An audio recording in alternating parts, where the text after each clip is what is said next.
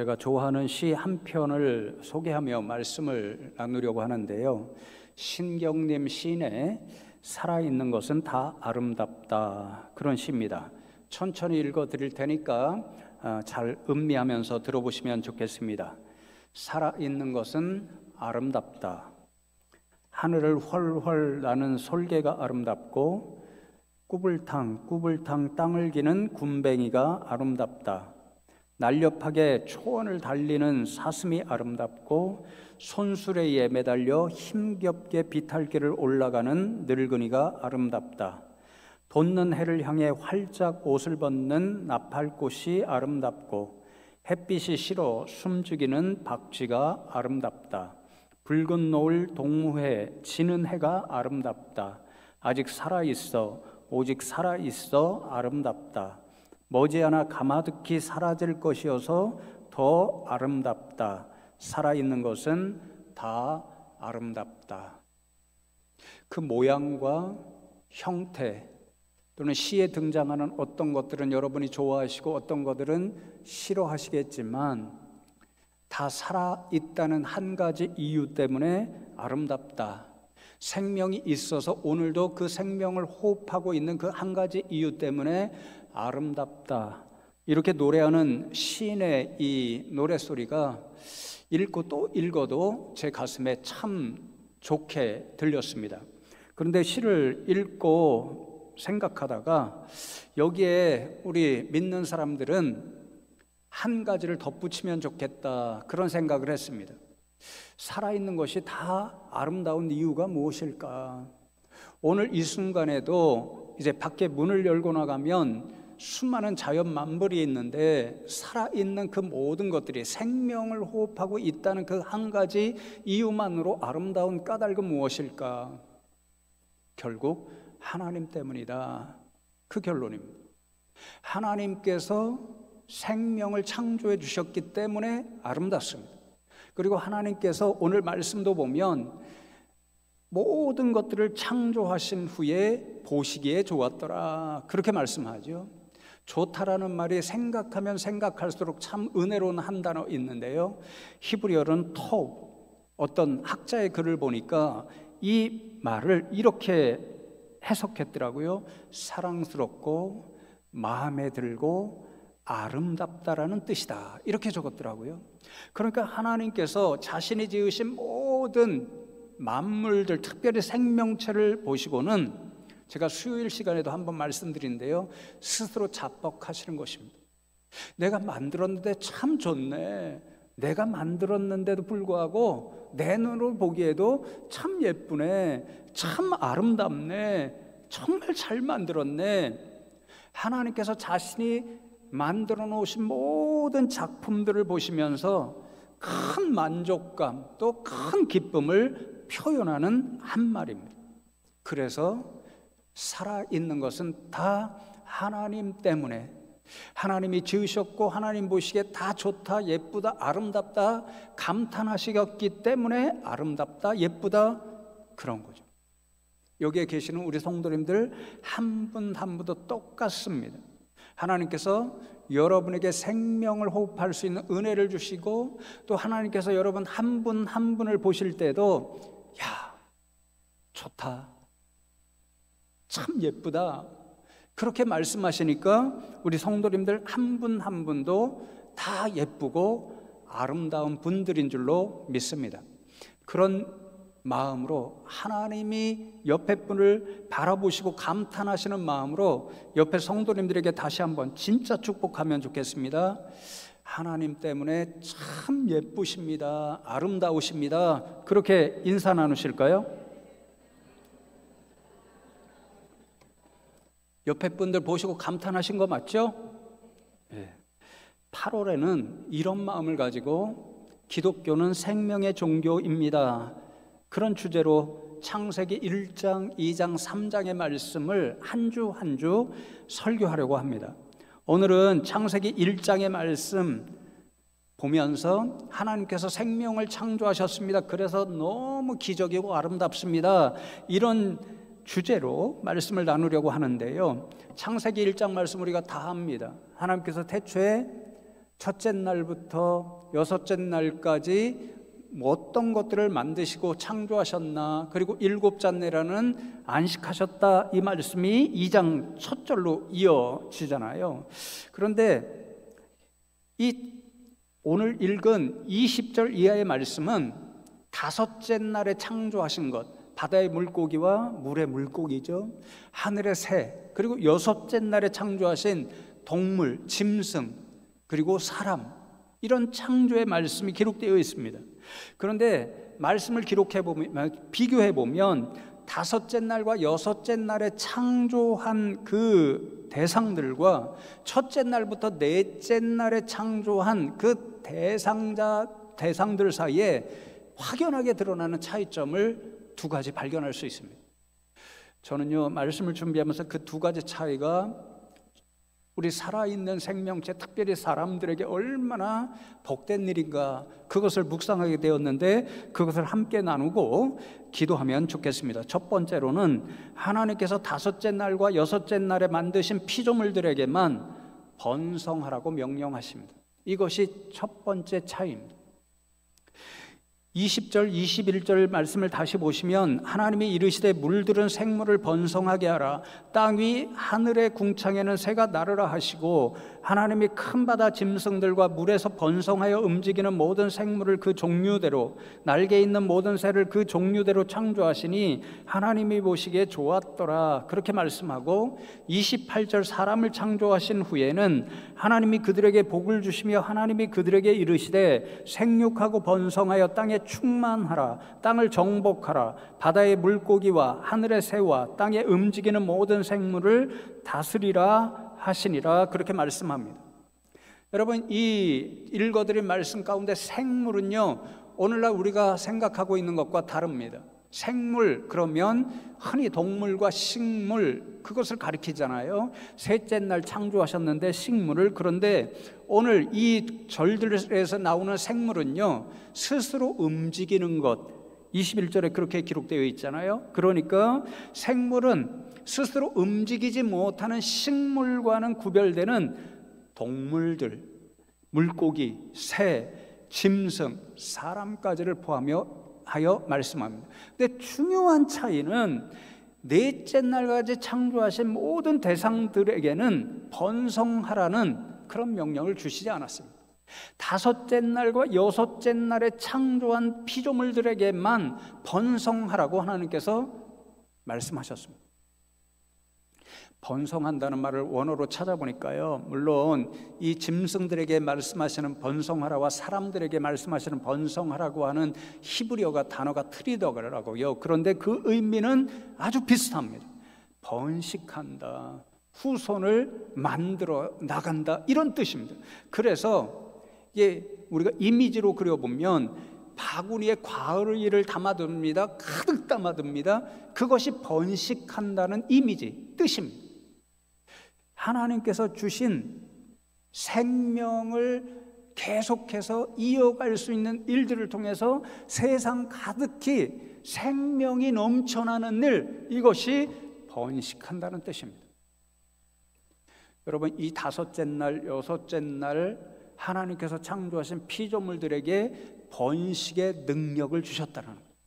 그래서 동물들, 새들에게는 암컷과 수컷을 구별하여 만드시고 사람은 남자와 여자를 구별하여 만드셨습니다. 그래서 번식한다는 말은요, 암컷과 수컷이 하나 되어 세상에 새로운 생명을 만들어내고 또 길러나가라는 이런 말씀이고, 사람의 경우에는 남자와 여자가 하나가 되어서 가정을 이루고 부부로 새로운 생명, 후손을 이어가라. 그래서 하나님이 만들어 놓으신 이 생명이 가득 찬 세상에 끊임없이 생명의 순환이 이어지게 하라, 그런 명령의 말씀입니다. 제가 가진 성경책의 작은 주석에 달려 있는데 제 자신에게는 참 은혜로운 한마디가 있었습니다. 동물과 사람의 경우에 번식이라는 창조력을 피조물 자체에게 넘겨주셨다, 그렇게 적습니다. 창조력이라고 하는 한마디가 제게 굉장히 의미 있게 다가왔는데요, 무슨 말씀이냐면요, 하나님께서는 창조주 하나님이십니다. 말씀의 능력으로 창조의 능력을 행사하셔서 세상의 모든 것들을 만드셨고, 특별히 다섯째 날, 여섯째 날에는 스스로 움직이며 번식하는 생명체들을 창조하셨습니다. 그런데 하나님께서 그 생명 창조의 능력을 다섯째 날, 여섯째 날에 만든 동물과 사람에게도 번식이라는 방법을 통해서 능력을 공급해 주셨다라는 거예요. 스스로 창조력을 행사할 수 있는 그런 능력을 주셨다라는 거예요. 물론 하나님과 동물, 사람과는 차이가 있죠. 하나님은 아무것도 없는 무에서 말씀으로 무엇인가를 만들어내는 창조의 능력을 행사하시지만, 저와 여러분, 사람과 모든 동물은 하나님께서 주신 창조의 능력, 번식의 능력을 통해서만 새로운 생명을 만들어낼 수 있습니다. 그러나 분명한 것은 하나님께서 자신의 창조의 능력을 혼자만 갖고 계시지 않고 살아 숨쉬는 생명체들에게도 창조의 능력을, 새로운 생명을 만들어낼 수 있는 능력을 주셨다라는 거죠. 그래서 하나님을 닮게 하셨습니다. 저는요, 이번에 말씀을 묵상하고 준비하면서 이것이 너무도 은혜롭게 다가왔습니다. 왜 그런 거 아니에요? 교회 역사를 거슬러서 다 찾아보면 우리 영성훈련, 영성 뭐 이런 이야기를 많이 하잖아요. 영성은 하나님과 깊은 관계를 맺는 그런 훈련입니다. 교회 역사를 찾아보면 영성의 최고봉이 뭐냐면요, 이미타치오 데이, 이미타치오 크리스트입니다. 무슨 말인가요? 하나님을 닮고 본받는 것, 예수님을 닮고 본받는 것, 이것이 최고의 영성이라는 거예요.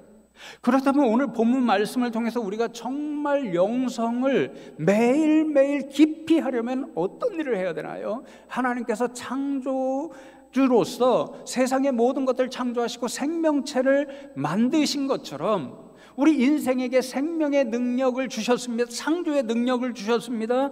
그것을 날마다 하나님 주신 창조의 능력을 행사해 나가는 일, 생명을 새롭게 만들어내고 가꾸고 보살피는 일, 이것이 바로 이미타치오 데이, 하나님을 닮는 최고의 영성의 훈련이고 일이라는 거죠. 그래서 여러분, 지금도 하나님께서 저와 여러분에게 오늘도 생명을 호흡할 수 있는 은혜를 주셨습니다. 그 사실을 생각하면서 이거 하나님이 주신 것이구나, 이 생명을 잘 가꾸고 살아가는 것이 영성의 일이구나, 여러분 주신 생명을 오늘도 기쁨으로 호흡하고 날마다 세상 어렵지만 자신을 예쁘게 생각하고 아름답고 행복하게 살아가는 일, 이것이 최고의 영성입니다. 하나님께서 만드신 자연 만물들, 생명들이 지금 수없이 사라져가고 있습니다. 이런 세상 가운데서 믿음의 사람들로서 그렇게 사라지는 그런 것들을 더욱더 보존하고 보살피는 일, 최고의 영성의 일입니다. 여러분, 지금도 문을 열고 나가면 살아 숨쉬는 것들, 자라는 것들이 얼마나 많습니까? 나무가 있고 꽃도 있습니다. 오늘도 이제 들어오는 길에 권사님 한 분과 인사를 나누는데 그 자리에 멈추셔서 이제 저쪽에 있는 그 꽃이 뭐죠? 나무 꽃 너무도 예쁘게 폈잖아요. 그것을 보시면서 감탄하시면서 한참을 서 있습니다. 그런 것들을 심고 가꾸고 예쁘게 보살피는 것, 최고의 영성의 일입니다. 그래서 여러분, 제가 이 말씀을 오늘 써가면서 피전홀에 목장교회 식구들이 화단을 갖고 무엇인가를 심게 만들어 나가는 일 얼마나 잘했나, 그런 생각을 합니다. 거기가요, 여러분 귀찮게 하는 것이 아니라 하나님을 닮는 최고의 영성의 훈련장 가운데 하나더라고요. 여러분, 거기에 얼마나 놀라운 일들이, 생명의 꿈틀거리는 일들이 일어나고 있는지 아십니까? 그것을 맨 처음에 가꿀 때는요, 정말 이러긴 땅이 있을 수 있을까, 너무 푸석푸석하고 건조해서 만지면요 그냥 먼지로 날립니다. 오래전에 심은 나무들만 깊게 박혀 있을 뿐이고, 또 아주 건조한 땅에 자라는 풀들만이 자라고 있었죠. 지금은 어떻게 변했는가? 땅을 파보면요, 지렁이가 살아 있습니다. 군뱅이가 살아 있습니다. 꽃향기를 맡고 나비도 날아들고 벌들도 날아듭니다. 지역 주민들이 보고 참 잘하셨네요. 우리 박형규 집사님 심은 그런 것들을 보고 언제 열매 맺나요? 그러면서 은근슬쩍 오셔서 몰래 따갑니다. 지난주에는 동네 주민이 한 분 걸렸습니다. 그냥 잘 가져가시라고 우리 김남용 목사님이 놓아드렸답니다. 거기가 오늘 말씀에 비추면 생명을 창조하신 하나님을 본받아 아름다운 생명들을 심고 가꾸고 예쁘게 보살피는 일이기 때문에 최고 영성의 훈련장이라는 거예요.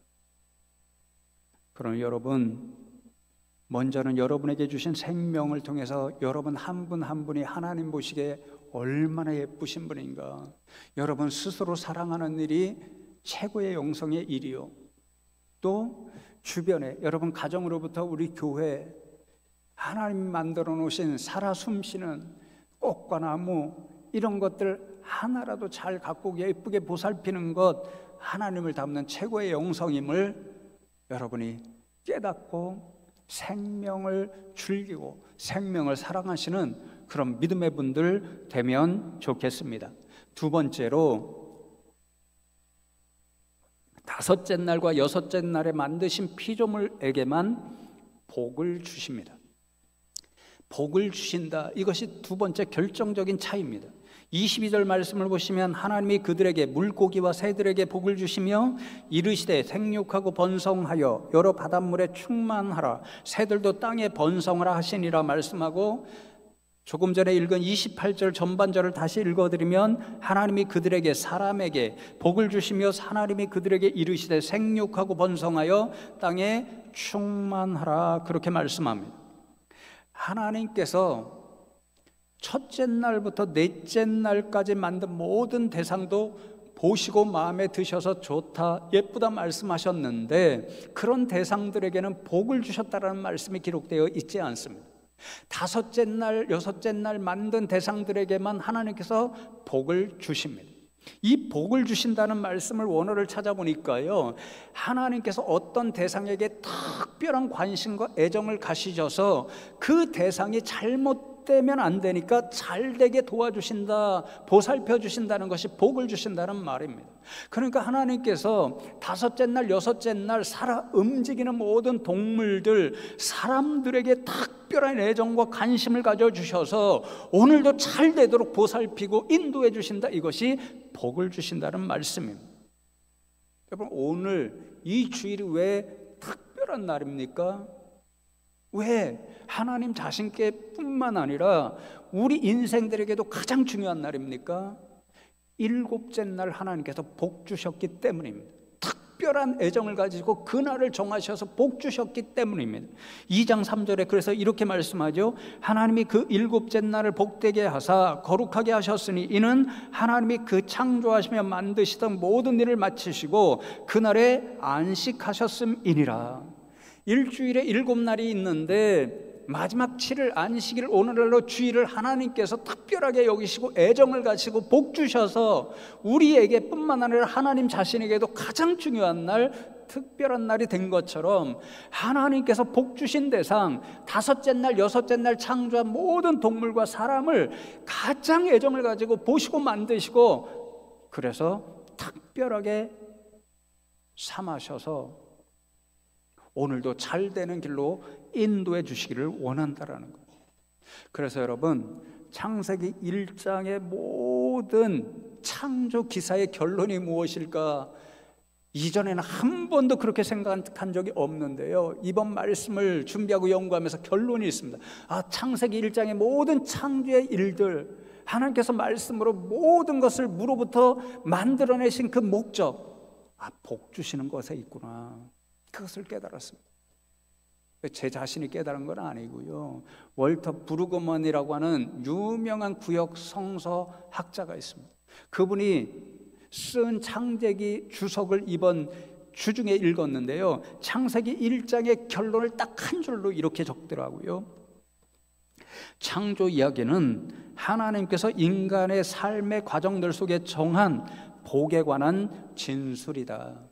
하나님께서 첫째 날부터 여섯째 날까지 지으실 때마다 그 대상에게 응당한 그런 복을 주셨다라는 거죠. 그리고는 하나님께서 더욱더 특별하게 다섯째 날, 여섯째 날 특별히 사람들에게는 더 애정을 가지고 관심을 가지셔서 잘 되도록 원하시는 마음으로 복을 주셨고 지금도 복을 주신다는 말씀입니다. 여러분 한 분 한 분을 향한 하나님의 마음도 똑같습니다.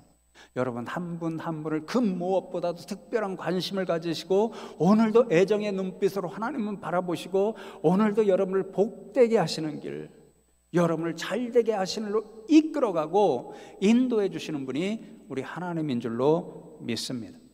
그런데 여러분 오늘 말씀해 보면 하나님께서 이렇게 복 주시는 처음 시작이 무엇인가를 분명히 말씀합니다. 조금 전에 읽은 22절과 28절의 공의 보시면 하나님이 그들에게 복을 주시며 이르시되 생육하고 번성하라 그럽니다. 복을 주셨는데 그 복을 주시는 첫 번째 발걸음이 무엇입니까? 생육하고 번성하는 입니다. 첫 번째 말씀 나눈 생육하고 번성하는, 하나님께서 창조주로서 생명을 창조하시는 그런 능력을 보여주셨던 것처럼 우리에게 똑같이 번식의 일을 통해서 생명을 창조하는 능력을 주셨는데 그 능력을 행사해서 이 세상 가운데 하나님이 기뻐하시는 생명의 일들이 넘치도록 하는 것, 이것이 복의 첫 번째 시작이라는 거예요. 저는 이 구절을 읽고 묵상할 때에 정말 속상한 기억이 한 가지 떠올랐습니다. 여러분 분명히 말씀하죠. 하나님께서 다섯째 날, 여섯째 날 만드신 대상들을 암컷과 수컷을 구별하여 만드셔서 하나가 되어서 하나님 기뻐하시는 생명의 일들이 세상에 가득하게 하라, 그게 번식하라, 번성하라는 명령이고, 사람들의 경우에도 남자와 여자를 구별하여 창조하시고 사랑하게 하셔서 부부가 되게 하시고 부부의 결실로 아름다운 생명의 결실을 이어가라, 그것이 하나님이 말씀하시는 복이다라고 성경은 분명히 이야기합니다. 그런데 한 번은 우리 교회 젊은 집사님들과 이야기를 나누는데 어떤 한 집사님 부부가, 목사님 오늘날 우리에게 생명을 잉태하고 출산하라, 이 일은 성경에 기록된 대로 축복의 일이 아니라 세상 현실을 돌아보면 저주로 들릴 수도 있습니다. 그렇게 이야기합니다. 너무 충격을 받았습니다. 그래서 왜 그러냐 그렇게 물었더니 오늘날 세상 일을 살아가는 게 너무 힘들잖아요. 경쟁적으로 누군가를 짓밟아야 학교에서 1등을 할 수 있고 좋은 대학에 갈 수 있고 또 취업 공부 열심히 해서 누군가를 짓밟고 이겨야 좋은 직장에 들어갈 수 있고, 하루하루를 정말 열심히 일하는데 결혼 자금 마련하기도 어렵고 특별히 집을 마련하는 일이 너무너무 힘겨운 시대이고, 자녀를 낳아서 한 명 양육하는데 성년이 될 때까지 수억이 들어간다고 하니, 목사님 이러한 힘겨운 일들을 자녀를 낳아서 그 자녀들에게 물려주는 것, 제가 볼 때는요 기쁨과 즐거움과 축복이 아니라 힘겨운 일이고 고된 일이고, 그래서 저주에 가까울 수도 있습니다. 말씀을 들으니까 이해가 되면서도 얼마나 속이 상했는지 안타까웠는지 모릅니다. 그런데 여러분 양해하시면서 들으면 좋겠는데요, 여러분들 자녀를 왜 안 낳느냐 야단치고 이런 일이 아니고요, 제가 말씀을 준비하면서 잠깐 멈추고 제 삶을 돌아보았습니다. 50년 넘는 제 인생을 돌아보았습니다. 하나님이 복 주시고 제게 행복하게 느꼈던 순간순간들을 되돌아보았습니다. 어떤 일들이 하나님 주신 복 중에 가장 나를 행복하게 했을까, 그런 것들을 떠올려 봤습니다. 제가 공부를 좋아해서 공부를 마치던 순간에 느꼈던 그 기쁨, 행복이 떠올랐는데 다른 것에 비교하면 아무것도 아니라는 생각이 들었습니다. 오늘도 건강이 비록 연약하시지만 두 부모님께서 여전히 살아계시고 우리 자녀들과 모든 손주들이 볼 때에 신앙적으로나 인간적으로나 인격적으로나 그리고 열심, 성실 면에서나 모든 면에서 존경의 대상이 된다는 것, 그런 부모님을 주셨다는 것이 복이고 얼마나 행복인지 모릅니다. 여러분, 제가 사실은 결론적으로 그런 마음이 전혀 없었는데 집사람과 속여서 결혼했습니다. 고생시키지 않을게. 그런데 25년 넘도록 지금도 고생시키고 있습니다. 속였습니다. 완전히 속았음에도 불구하고 여전히 저랑 함께 살아주는 집사람이 있으니까 하나님 주신 복이고 기쁨이고 행복입니다. 그런데 여러분, 모든 것을 다 떠올려 보아도 저와 집사람 가족에게 가장 큰 즐거움과 행복을 주신 복이 무엇일까? 결론은 두 아들이었습니다. 두 자녀였습니다. 두 자녀를 통해서 느낀 행복, 기쁨보다 더 큰 것이 생각나지 않더라고요. 제가 언젠가 말씀드렸죠. 첫째 아이, 둘째 아이 다 제왕절개로 병원에서 태어났습니다. 첫째 아이 출산하기 위해서 병원에 들어갔는데 한참 있다가도 집사람이 나오지 않습니다. 왜 이렇게 안 나오지? 그러는데 어떤 분이 이제 수술실에서 나오다가 너무 아프다고 소리를 그렇게 크게 지를 수가 없습니다. 소리의 크기로 보아서는 저희 집사람이 아니라고 생각했습니다. 그래서 제가 속으로 저 아줌마 목소리가 너무 크네. 나중에 보니까 저희 집사람이었습니다. 근데 그렇게 고통스러워하는 것도 눈에 들어오지 않고 새롭게 태어난 제 큰아들, 그 핏덩이를 보는데 얼마나 좋고 기쁘고 행복하던지. 두 아들이 자라오면서 힘든 일도 많았습니다. 고생도 좀 했습니다. 속상한 일도 많았습니다. 때로는 잠시 저런 놈들을 왜 낳았을까? 이렇게 생각될 때도 있었습니다. 그런데 여러분, 모든 두 자녀가 준 행복의 청량을 계산할 수 없지만 그런 것들을 생각해 보면 힘들게 한 일은 아무것도 아닙니다. 가장 큰 행복을 준 대상이 두 자녀입니다.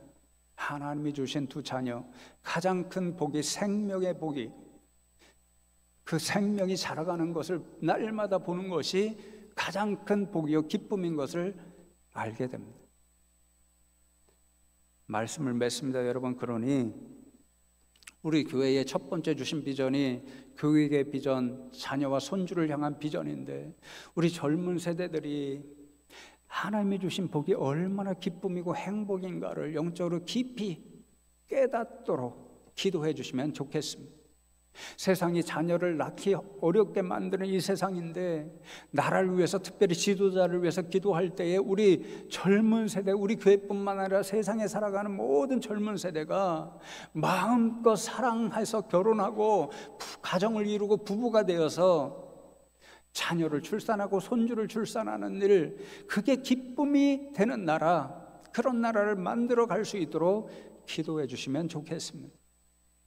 여러분, 또 요즘 제가 그래서 너무 기쁘고 즐거운데요, 우리 젊은 집사님들이 계속해서 임신하시고 출산하고 있잖아요. 영어로는 데디케이션. 처음 교회 나와서 하나님, 이 아이를 하나님의 자녀로 맡겨드립니다, 하나님 책임져 주십시오, 그 기도를 데디케이션, 하나님께 드린다는 뜻으로 그렇게 이야기합니다. 요즘 몇 번을 계속해서 기도했잖아요. 얼마나 그 아이들을 볼 때 기쁜지요, 얼마나 행복한지요. 예전에는 교회마다요, 그런 자녀들이 뛰어다니면서 왁작지껄 소리 지르면서 웃고, 때로는 지들끼리 문제가 생겨서 울고 그러는 것까지 얼마나 기쁨이고 행복이었나요? 그런데 오늘 교회는요, 다음 세대에 대해서 염려합니다. 다음 세대가 없다라고 아우성칩니다. 이렇게 하다 교회가 다 문 닫는 것 아니라 걱정합니다. 하나님 앞에 기도하면 좋겠습니다. 하나님, 다시 한번 우리 숭실교회 가운데, 이 땅에 세워진 모든 교회들 가운데 자녀들, 손주들 뛰어다니고 웃고 정말 부모님들을 향하여 뛰어가서 안기고 이런 예쁘고 아름다운 일, 생명의 기쁨이 환희가 넘치는 일들 가득한 교회들 되도록 기도하시면 좋겠습니다. 축복합니다. 오늘도 하나님이 주신 생명 여러분 기쁨으로 영위하시고, 생명 주셨기 때문에 살아있는 것은 다 아름다운 것, 하나님으로 인하여 여러분 한 사람 한 사람의 스스로도 예쁘다 그렇게 생각하시고, 오늘 하루도 행복으로 살아가시고, 주변에 있는 모든 살아있는 것들 하나님 만드신 것 그 마음으로 예쁘게 돌보고 갖고 사랑하는 분들 다 되시기를 주님의 이름으로 축복합니다.